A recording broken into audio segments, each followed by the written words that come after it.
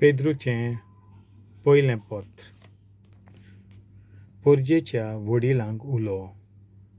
चॅप्टर 5. आतां तुमचे मदें आसलेल्या वडिलांक उलो कोत्ता.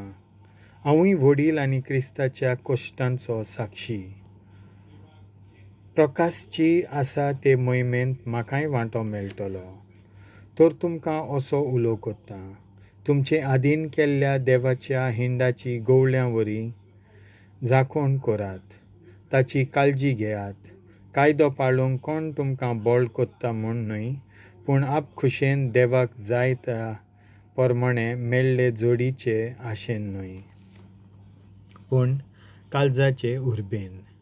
तुमचे आदीन आसलेल्यांचेर जबरदस्तेन अधिकार चलोवं नाकात, पूण तुमचे हिंडाचे नमुने जायात. आनी परम गवळी दिश्टी पडटलो तेन्ना बिगडना तसले मोहिमेचो मुकूट तुमकां मेळटलो. सगळ्या भावार्थ्यांक उलो. तेच भाशेन तुमकां तरणाट्यांनो उलो कोत्ता. जाणट्यांक घालती जायात. सदांच एकामेका थंय नम्रतायेन वागात, कित्याक पवित्र पुस्तक अशें सांगता, देव गर्विश्ठांक विरोध कोत्ता आनी विनम्र काळजाच्यांक आपलें बोलेपण दाखयता. देखून देवाच्या बलिश्ट हाता खाल विनम्र खालती जायात, आनी तो तुमकां आपल्या शुभ वेळार वयर काडटलो. पवित्र पुस्तक अशें सांगता, सगळ्या तुमच्या हुस्क्यांचो भार ताचेर घालात, कित्याक ताका तुमची काळजी आसा. चतूर रावात, जागृत रावात. देंवसार तुमचो दुस्मान, गरज घालतल्या शिवां सारको. आपणाक कोणूय गिरासूंक सांपडत गाय म्हूण पळोवन तुमचे भोंवतणी फिरत आसा. देवाचेर थीर भावात धरून ताका विरोध करात. संवसारांत शिपडलेल्या तुमच्या भावा भयणींक तशेंच भोगचें पडटा म्हूण उगडास धरात.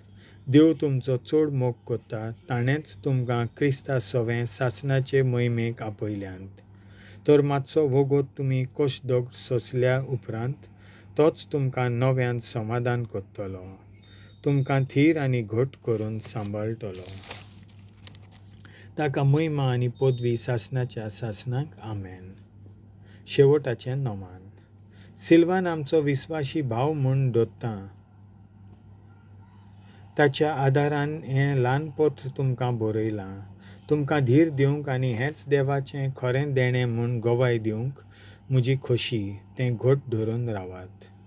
तुमचे भाशेन देवान वेंचून काडलेली बाबिलोनियेंत आसा ती पवित्र सभा तुमकां नोमान कोत्ता. तसोच मार्कू म्हजो पूत. एकामेकाक प्रिती मोगाची खुणां दियात. क्रिस्ताच्या एकवटांत आसलेल्या तुम्हा समेस्तांक शांती. देवाचें उतर हें.